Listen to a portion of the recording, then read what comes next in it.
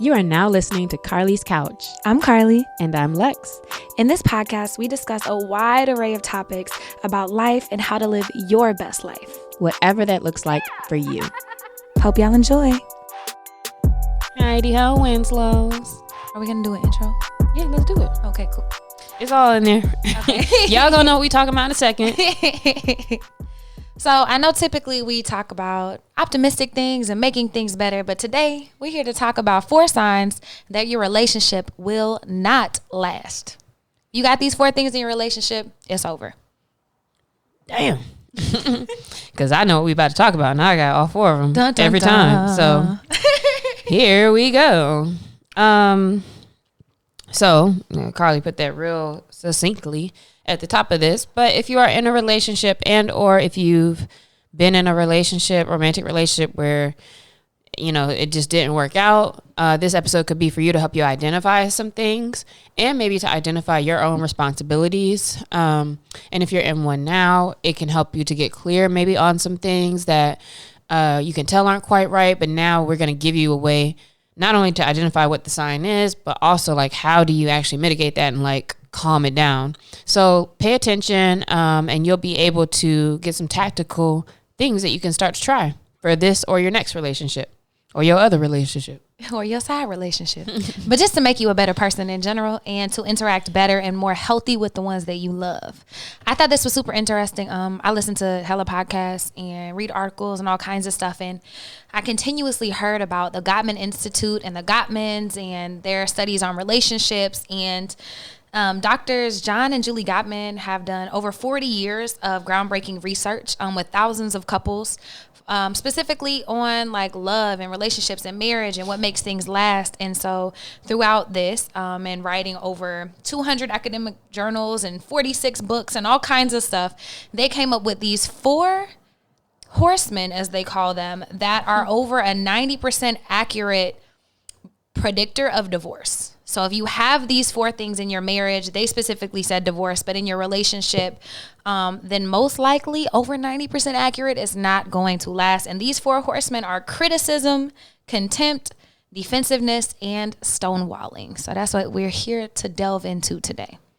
So criticism, contempt, defensiveness, and stonewalling. If you have those 4 things, they're saying it's a 90% chance your relationship will not last.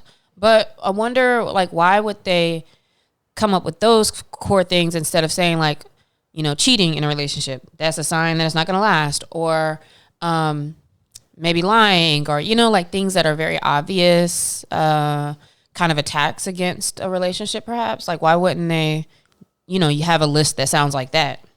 Man, that just made me think of the unforgivable, old school YouTube videos that would not be okay today. They're not that old. Actually, y'all probably are, to be honest. Yeah. Chick-fil-A fraud. Yo, Jay is going to love this episode just from that off top. But I found a quote from one of their therapists at the Gottman Institute, and I loved it. And she said, these 4 things are predictive of divorce because they each indicate a disconnection or opposition in communication. I know. No, dun, dun, dun. No, not communication issues. So rather than expressing their emotions or needs, the couple is engaging in unhealthy patterns, which disrupt their ability to connect and grow with each other. So yes, cheating is a terrible discretion. But that's like what's happened if you're already disconnected. Bam. Oh. Bam. Criticism, contempt, defensiveness, and stonewalling are more so these cornerstones of showing you have an unhealthy pattern of communication. So communication is the key. Absolutely. And if you can't connect with your partner, how can y'all fix anything or grow? Like, it doesn't matter what it is. You can't grow if you can't connect. You're going to be in circles. Trust me. Trust me, daddy. Okay. So what are maybe some situations? If we said things like cheating or lying or whatever you're doing is more so like the symptom or what happens because of these things, what are some situations that might trigger the contempt, criticism, defensiveness, and stonewalling? Dang, I already got it memorized. Boom, boom, boom, baby. We growing today. For today. That's all we got. I have to run this one back later myself. One step at a time. So I think something that's huge are big life changes. So if a couple has a baby, if y'all get married, if y'all move in together, if y'all move across the country together, like anything that's big and can cause a lot of change and stress, I think that that's a huge thing that can spark these, or at least make them more noticeable. I can imagine it may be too, because as you have big life changes, perhaps your contributions as a couple might change. You might have more on your plate, less on your plate, things like that. So there could be maybe more space for there to be resentment or anything like that. External stressors can also trigger those things. So financial insecurities, we all know when that check low, you be grumpy as hell. You be everybody sharp, getting on like, your nerves, right? Like, don't look at me, I'm trying to fill out this application, like everything. So that's real. Loss of career, changing in your career, promotion, all of that is straight. Yeah, so far I have examples from every single one of these things. Man, and external stressors are things that we can't necessarily change. You can't stop those things from happening. The economy crashing, you know, whatever, the freaking pandemic. But they make it harder for you to be okay. Like, and if it shakes you up, your own security and your own esteem, like especially with financial things and stuff like that, it's real hard to connect with somebody else in those times. And it's kind of hard to connect with yourself. Like if you're feeling lost or you're feeling that, which can lead to substance abuse issues. And that's another big one. Yeah. Okay, Carly. So yeah, substance abuse issues. Anytime you're disconnected, like your coping mechanisms can keep you from connecting in healthy ways with your partner. And I can imagine, we all see in every movie, there's always that one drunk husband, or they always stumble around, they not doing nothing, and the mom or the wife is all angry, and we get that. Another one is sarcasm, which I'm surprised that maybe isn't a one of the 4 things or a part of those. But perhaps sarcasm is still a symptom of you feeling contempt. You thinking like, oh, you're not doing what you're supposed to do, whatever, and that turns into sarcasm. But that could be if you feel like your partner's being very sarcastic all the time, or if you find yourself always having something smart to say, it's like, all right, what are you really trying to say? What's really your problem? And then the last one is like lying or a lack of transparency, and those are not the same things. Damn, but I cannot send this episode to my partner. It's over. But I think that that can trigger that, like whenever you're not able to be vulnerable, and that could be with yourself, but also with your partner, like that can lead to all of these 4 horsemen. So these are some things that can trigger them, but it is not a limited list. The list probably goes on infinitely. And so as we go through the 4 horsemen, think about where you've done this in the past, where you've been on the receiving end of this, and maybe where you're doing it with your partner right now. Yeah, because all of these common situations, it's like whether you're doing them or receiving them, it all kind of signifies these 4 things are present in the relationship. And also, I think before we even get into a deep dive into each of the 4 things, I think it's important to also recognize that it may feel like a bad thing if it's like, oh man, we have these, or oh, it's not going to work. But also, it can be a good thing in progressing you actually making the decisions you need to make, because divorce, I don't think, is necessarily a bad thing. Your relationship has worked up till whenever, and now it's not serving you. So also, like, keep in mind that I'm not even necessarily telling you, I mean, you should fix these things in your communication, but if it's not on you, then sometimes it's not about trying to fix the relationship. Because if you're noticing and listening to this episode, thinking about the other person and how they're criticizing or being in contempt or whatever, then there's not that much you can do about that. So keep in mind, we're talking about what you can do for you. And keep in mind that if your relationship doing that bad, then, but I might be talking to myself. Let so it let's go. Continue.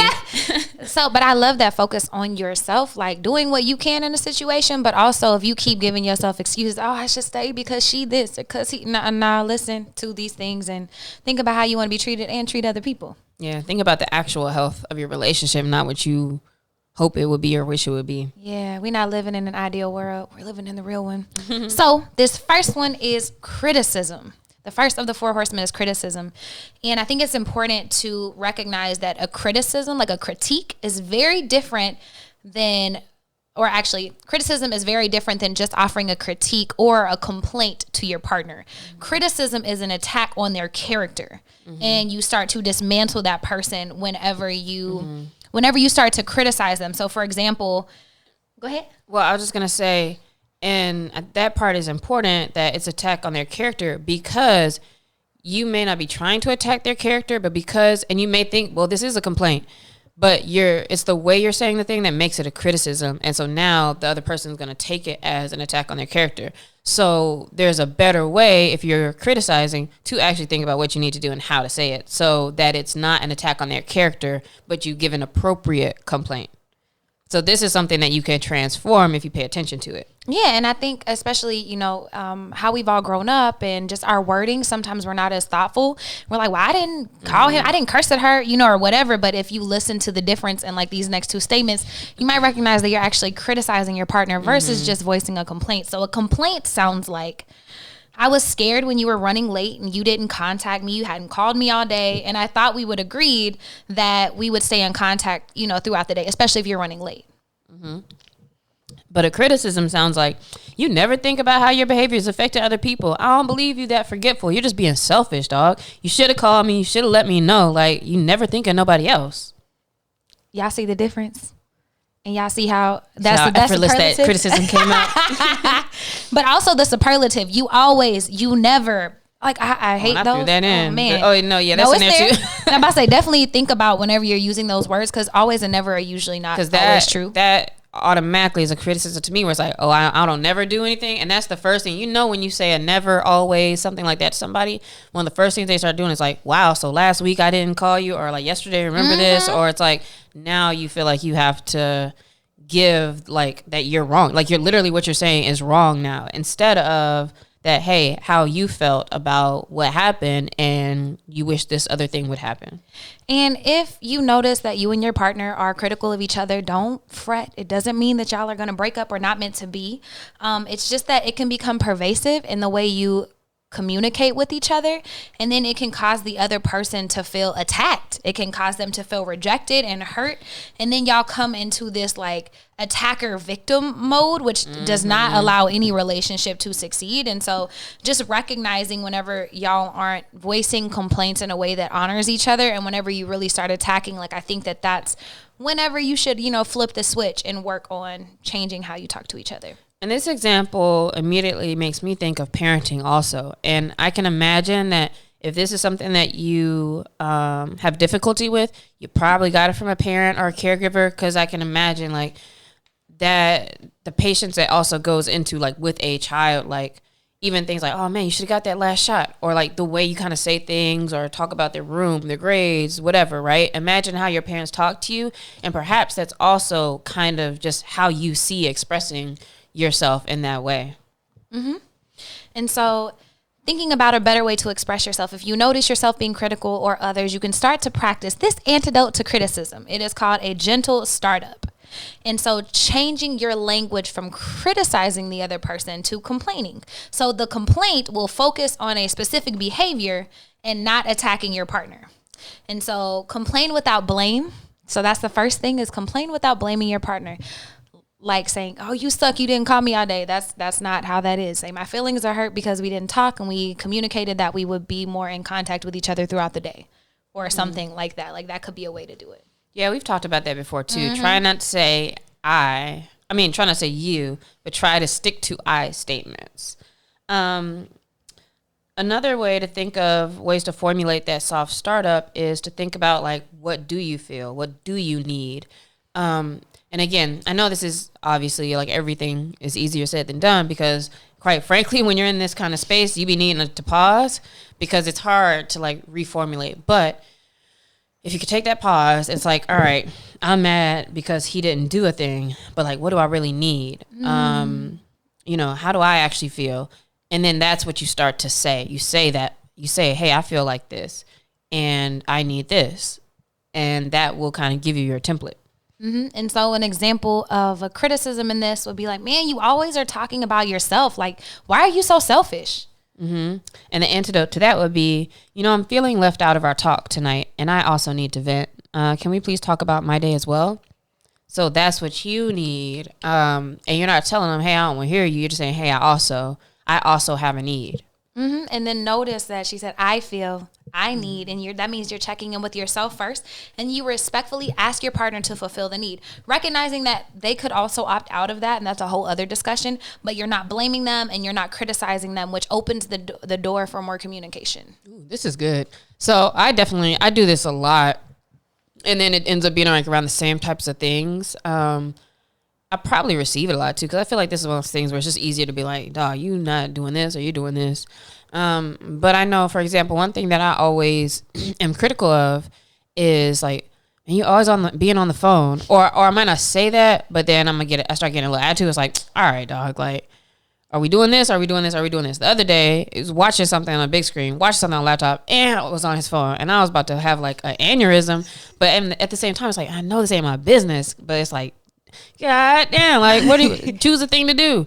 But anyway, I digress. But so I'll kind of get an attitude, and I always kind of say something about it. But what ends up happening though over time, because like that kept coming up, is we did get to a place where it's like, all right, after we kind of argue or after you say it in an attitude, then it comes up, it was like, well, actually, I would like to feel a little bit more desired when I'm around, or like if we're doing something. Or, I'd like for us to have set aside time. Because I know if you're around somebody all the time, of course, you're not going to always be looking them in their eyes. But it's like, hey, can we have some set aside time where it's like, we're just focused on each other, spending time with each other, something like that, right? Mm-hmm. So we started to get to those things. But now it's the difficulty of, like, in the moment, A, letting it fly sometimes. It's not that deep all the time. But then B, if you do feel some kind of way, it's like, all right, what's a better way to just start out there instead of it being like, man, what's wrong with you? And then it goes back and forth, and then you get to that, So that's the process. But that's the one criticism I think of. I'm sure there's a million others if you ask, but I'll have to think about what is that. That's how I feel and what I need. Yeah, and I think that's the issue. What it always comes down to is because even, let's say, for the most part, people don't actually know how to articulate their needs. Stay tuned for that. But anyways, if you do, you also feel really vulnerable, saying like, I actually want to feel desired when I'm around you. I want to feel wanted. Like, I want to feel a connection.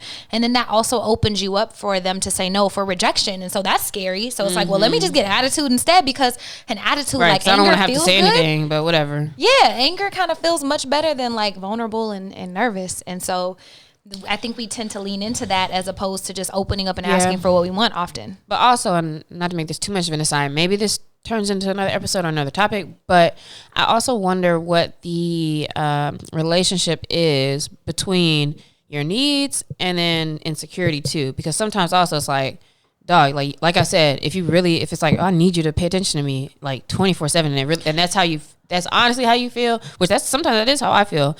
But it's like, I know in my head, like, dog, like, that's not what you need. Like, just because, oh, maybe if he looks at me all day, like, he won't think about or laugh at or engage in anything else, and I'll be like the core of everything.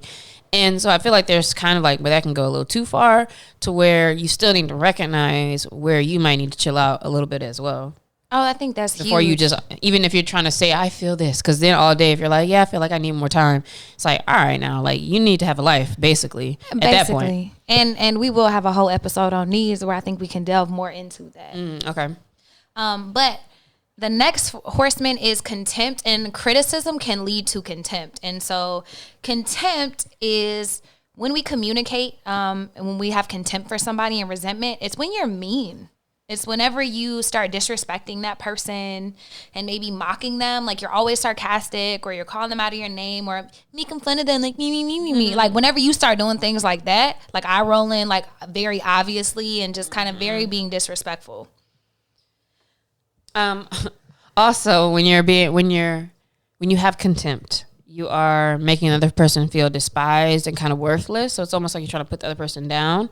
And it comes up again when you're not speaking up about your needs, or you're kind of trying to suppress them. This is beyond criticism, because while the criticism attacks character, contempt assumes a position of moral superiority over them.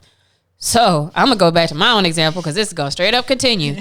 So now it's contempt when he's watching something on a laptop, TV, and phone, and I go like, like, come on, bro. Like, so I thought you were supposed to be getting work done. Or it's almost like I'm trying to make you feel like, well, I'm over here doing something productive, or I'm not looking at 5 different things, or it's like, you're not good enough, or why are you doing that? Or like, yo, can you not focus on anything? Or, it's like taking it to the next step is like, it's like I have an attitude because I'm kind of like feeling like I'm more superior at that time. And I think it's because we often judge others on their actions and us on our intentions. It's like, because we know when we're by ourselves, we be looking at everything. The TV and the laptop and the phone sometimes. But when you do it, it's because I'm working and I'm looking at you sideways like, you ain't got shit to do.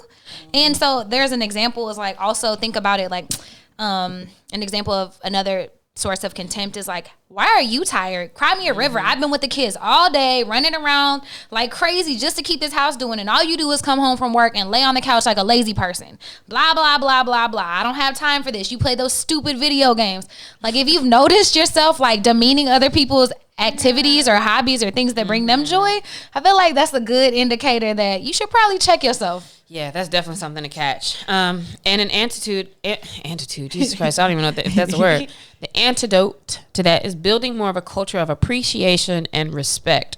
So while contentment shows up in statements coming from moral superiority, like sarcasm, cynicism, calling by a different name, out their name, rolling your eyes, sneering, comments, etc., contempt being destructive and defeating, the antidote with that is regularly express appreciation for the small things. Show gratitude, show some affection, show some respect. As often as and easy as it is for you to like have something to say when they're doing something you don't like actually say more positive things out loud or react to the things that you do feel good about.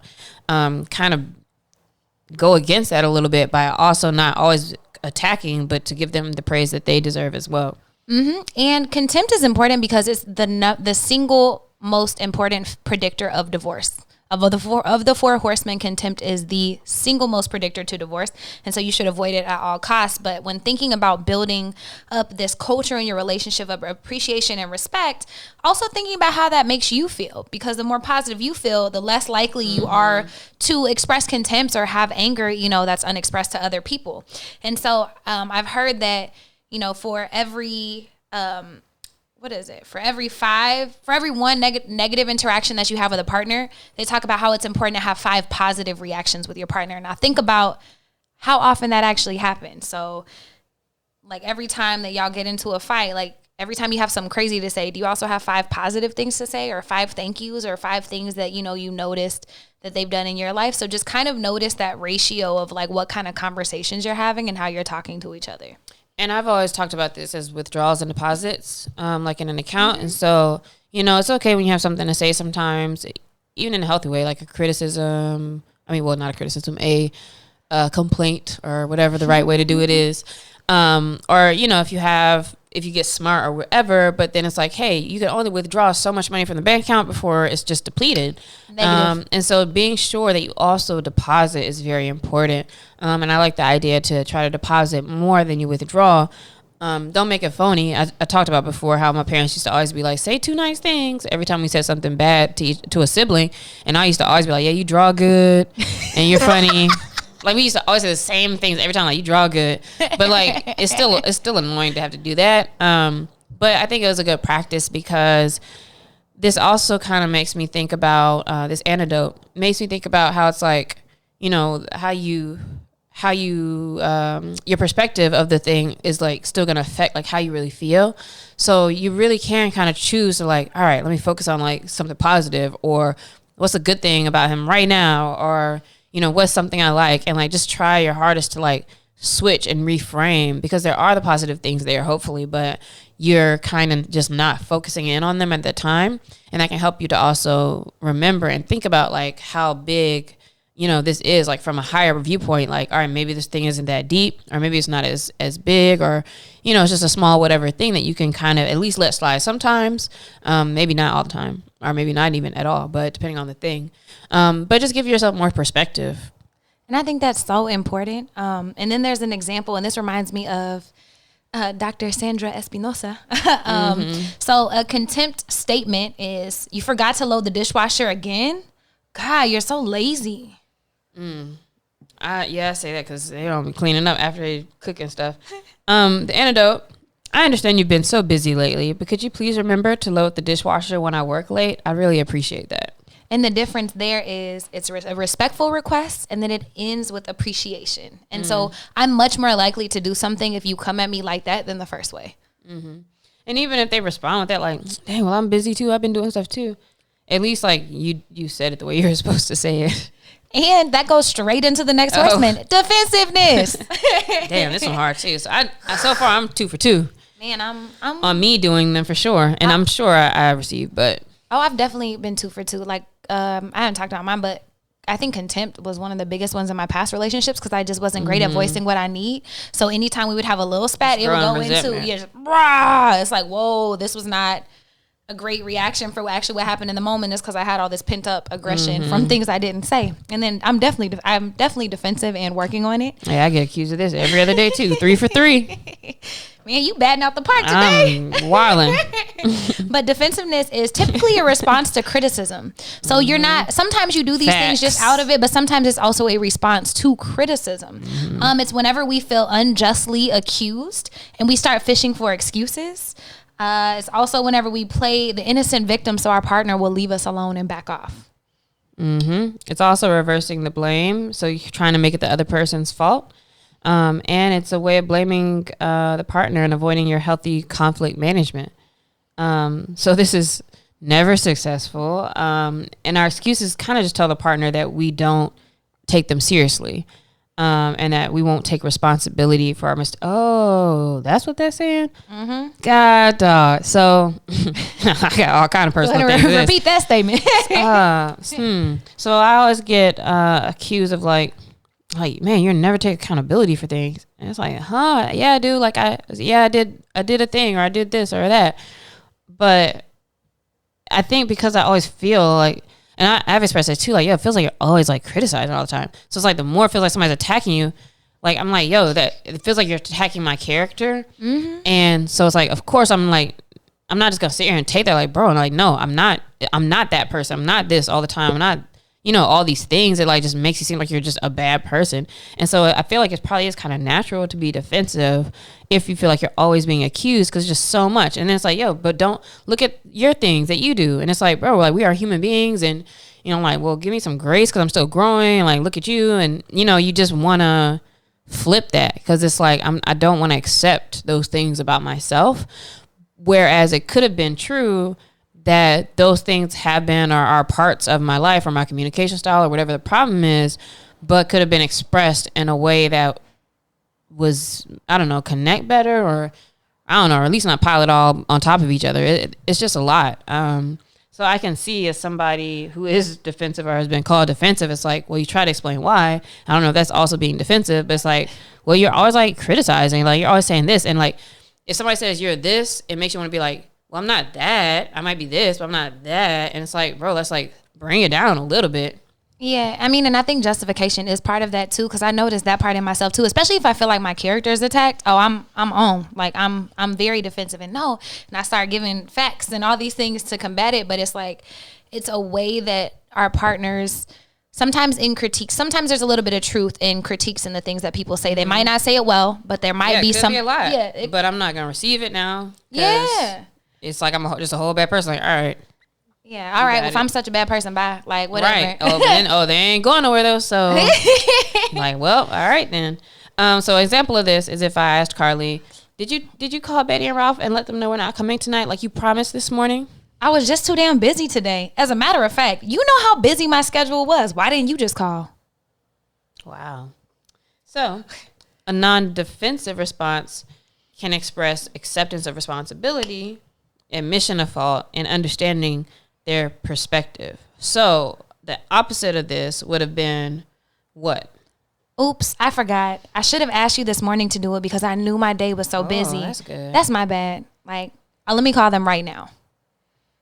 Yeah, that's a hard one. Damn, these examples are good though, because I like how it's like, oh, I did forget. But, like, it's not like I'm a bad person. The way it's like, I forgot. I should have asked you because I knew I was going to be busy, but I just didn't. And I think in these moments, I don't even think that hard about, like, what really happened like that. It's just like, dog, like, I had stuff to do. And you're not thinking about, like, well, I could have, but then So I think that's interesting. I wish I had, like, a whole bunch of scripts I could just start using. Man, and maybe that's something to look into. But a lot of this information comes from the Gottman Institute, and so we'll link them in the comments, and you can go do some research of your own whenever you're delving into this. But the antidote. Oh yeah, every time that joint just don't come out right. The antidote to defensiveness is to take responsibility. So defensiveness is defined as self-protection in the form of righteous indignation or innocent victimhood in an attempt to ward off a perceived attack. Note perceived, because sometimes people are not coming for us, but we act like and think that they are. So many people become defensive when they're being criticized, but the problem is that this really doesn't ever help anybody. And so instead of blaming your partner or saying that that's not me, that can escalate a conflict and lead to, you not taking responsibility, them not feeling heard. It's changing the way that you communicate, even if it's only for a part of the conflict. So, for example, defensiveness would be, it's not my fault that we're going to be late. It's your fault since you always get dressed at the last second. Whereas the antidote could be, I don't like being late, but you're right. We don't always have to leave so early. I can be a little more flexible. And so in that, they took responsibility for the conflict, so trying to leave too early for something, but still asserting that they don't like to be late. And this partner was able to prevent the conflict from escalating by admitting their role in it. And so this can actually lead to compromises. So thinking in those moments, because that's a very real one, like I do being dressed at the last second most of the time. And thinking about, where both people can state where they are on something and it can come out to a compromise. Like, you know what, you're right. But we don't always have to leave an hour early to get there. These seem difficult to fix with an antidote, like on the spot. This is too overwhelming for me. I think it's just a practice. We're not going to leave this episode. You're not going to leave this episode and just be magically fixed from all of these things and how we react. We've built up lifetimes of responding and reacting like this. But what we can do is start to be more thoughtful and start to practice. And so these are just ways. Because one thing you can know and identify, especially if, listening to this, talking about this, you can identify when you're wrong. Like, it's like, oh, dang, I shouldn't have said that.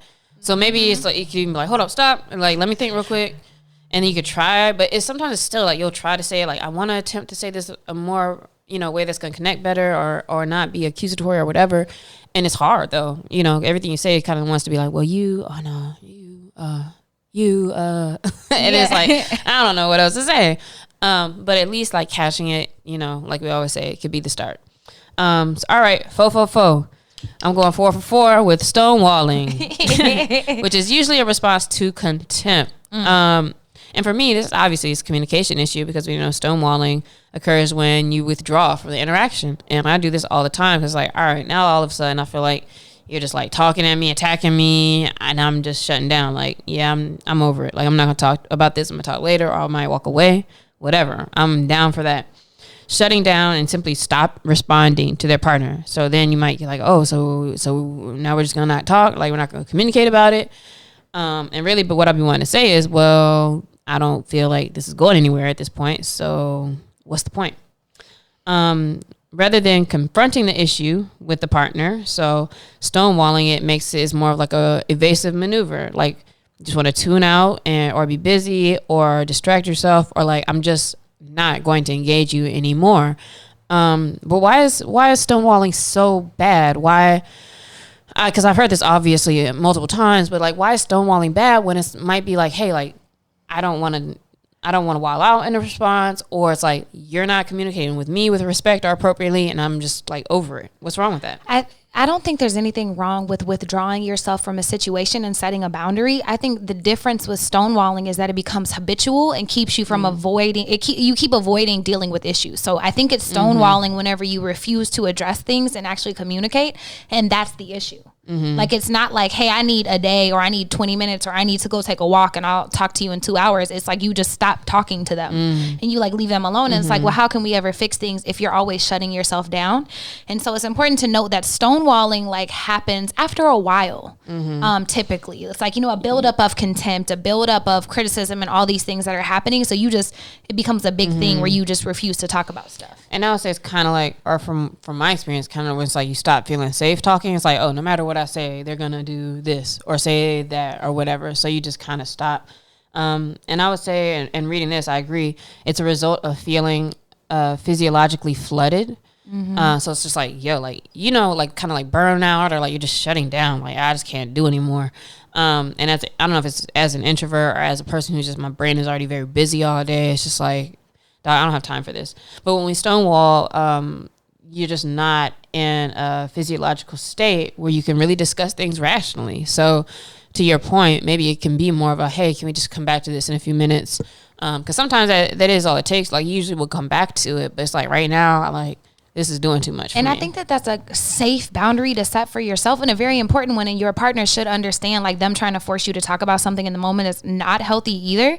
But it's a way you could take that break if you notice you starting to, if you get angry and you start to cry, if you notice like you starting to black out or whatever's happening, you can say, hey, you be blacking out. Dog, if you don't leave me alone, I'm about to freak out on you. But you could say, instead of that, hey, I'm feeling a little too angry to talk about this right now. Can we take a break for like an hour or two, or maybe even a day, and come back and talk about it tomorrow? It'll be much easier to have this conversation and walk through this once I've calmed down. Okay. So an antidote to stonewalling then, what are some things, or what can we do instead of stonewalling, I guess? Man, so it talks about being physiologically flooded, and that's what happens whenever our body is in fight or flight. We've talked about this before, but running through it real quick, it's whenever your body's trying to keep you safe and alive. So your body thinks that you are in a life or death situation. You're not thinking clearly. You have the stress hormone racing all through your body. Adrenaline is pumping, and you need to feel safe. So a way to stop stonewalling is, first, I would say, set a boundary with your partner, but second, to soothe yourself. So by taking 15 or 20 minutes to take a walk, to meditate, to practice some breath work, to get your body physically out of that fight or flight response so that you can start to think clearly. Because whenever you're in that elevated response, you're not able to think clearly. It's actually scientifically proven that you're dumber whenever your body is there, because it's literally just trying to keep your ass alive. So anything you can do to help dissolve that anger and get you, maybe not even anger, but dissolve that stress and get you back on a level playing field. And then the Gaiman Institute actually, throughout their 40 years of studies, like, gave couples 15 minutes of a break. Like when they were arguing, like in the lab or wherever they do their testing, they made them stop talking for 15 minutes. And whenever they came back, like, they couldn't talk about it, you know, but just 15 to 30 minutes going to read magazines. You can't talk to each other. You have to chill. But whenever they came back, their heart rates were lower. Their interactions were much more positive and productive than the couples that did not take the 15 to 30 minute break. And this might not just be stonewalling or stonewalling in itself, but I also kind of notice too sometimes, like, you can be trying to go into a discussion, like, you know, it's a conflict, for example, and you're not trying to like argue, like you are cognizant of like, all right, let me make sure I kind of say things a certain way. I want to be clear. I wanted this to connect. But then, like, the more you kind of keep going and back and forth, it's like, all right, then it starts turning into like, all right, well, da-da-da-da-da, like all that stuff goes out the window. So this kind of makes me think about just the importance of just taking that pause, like, whether you're about to like stonewall or whether you're about to just like revert back. It's just like, yo, let's just come back. So I like that kind of example of like, let's just take a break and come back to it. What are some other like examples of what we can say here? So if we're getting into it and someone's like, you know, hey, we've been going through this over and over, so the back and forth, like you said, I'm so tired of reminding you, like, look, hey, honey, I'm sorry to interrupt you, but I'm feeling really overwhelmed right now and I need to take a break. Can you give me just 20 minutes to go, you know, relax and get my head together, and then we can talk? And so that keeps you from exploding on somebody. It keeps you from saying things that you don't mean in your heightened state of not being as intelligent as you actually are. And then you're able to calm yourself down so you can make more rational decisions and not lash out on people. And the 20 minutes is important. That's actually from the study as well, because they said it takes your body about 20 minutes to physiologically calm down. So during that time, avoid your thoughts about like, man, I can't deal with this no more. Try not to focus on those types of thoughts. Don't let it like stew in your head, but take a moment to maybe read something else, listen to some music, go for a walk, something like that, where you can like kind of get your mind off of it for a minute and then come back. Yeah, and I mean, I think that's important in general. I recommend that every single day. But in this moment, it's really important. Well, so I loved that episode. How about you? I know that was really good. Carly had this framework in here that from what she had heard on that podcast, And I like it a lot. I think that was very helpful for me. And it's interesting because I feel like it did kind of capture like all these spaces, right? Like my main issue, maybe at the core of everybody, their issue might be communication in some kind of way. But for sure, like that's obviously like that's been my thing, like in general with life. And so of course in relationships as well. And so for me, it's like, dang, I'm really like 4 for 4 on all these. And I think this is helpful, at least because now maybe when I'm having a certain thought or like having a discussion or whatever, I can maybe at least identify that it's one of those things. And then from there, it's like, all right, like I can think about what's the antidote or what should I do. So I like this. It helped me to break it down really well. What was it? Criticism, contempt, defensiveness, stonewalling. Which one do you think is the hardest or would be the hardest for you to antidote and to like do better in? I think I don't know if it's any one of these in particular, but the habit I think behind all of them is not being able to express my needs or not communicating my needs. Therefore, I will start criticizing and have contempt for you and being defensive and stuff. But so I would say I need to learn how to, and I'm working on it, but better communicate my needs. But I think I deal the most with defensiveness because I don't know why, but in the heat of the moment, I always feel like they're coming from my life and they're not necessarily sometimes, but not all the time. And it's like, how can I, pause and react or respond in a better way instead of reacting? I was going to say defensiveness as well, but I would say that because I always feel like I'm taking responsibility, but I'm always accused of never taking responsibility. So it's like, what else can I say? Or like, what am I not saying? What am I not doing? I always have to go back to that. So with those examples, they seemed so like clear, but also difficult to really pull out like the real, like, what is really going on, and in a way you can take responsibility without it feeling like you're just letting somebody walk over you as well. So I would say defensiveness is, I think, the one that seems like it would be the hardest for me to reframe or to do it the right way. The other ones are easier to identify as well. Like, when you're like rolling your eyes or feel some kind of way or criticizing, it's like, all right, the I statements and how I feel. So that's cool that I can at least see in which spaces I know, okay, I could probably do a little bit better and I know what that could look like. The defensive one though that one seems a little harder for me.